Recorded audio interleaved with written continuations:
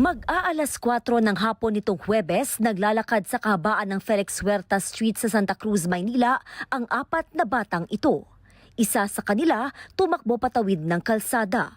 Maya-maya pa, sumunod ang 3 taong gulang na batang babae pero nabangga, nabagsakan at nakaladkad siya ng paparating na tricycle.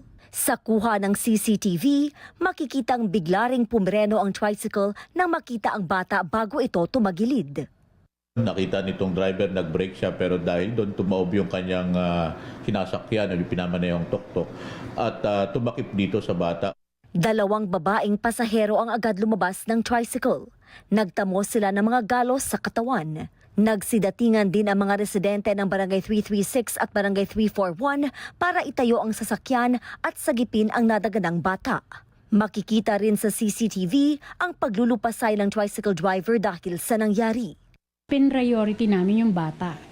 Kung ano yung talagang situation ng bata. Unang-unang gagawin natin, dadali natin sa ospital yung bata. Ginawa naman ng barangay. Second, siyempre yung driver, poprotektahan din natin dahil siyempre may mga tao nang magmamab sa kanya.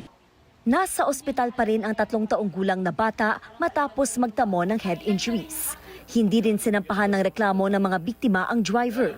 Nagkaroon sila ng pansamantalang kasunduan na hindi muna sasampahan ng kaukulang reklamo itong driver ng tok-tok tricycle.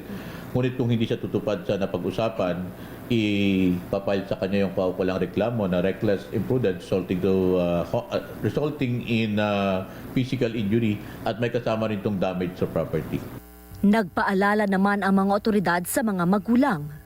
Paalala doon sa mga magulang ng ating mga bata na bantayan natin yung mga anak natin na katulad dito na 3 years old na nakita natin dito sa lungsod ng Maynila talaga maraming sasakyan na maaaring mangyari yung kahalintulad dito pag hindi natin sila iningatan.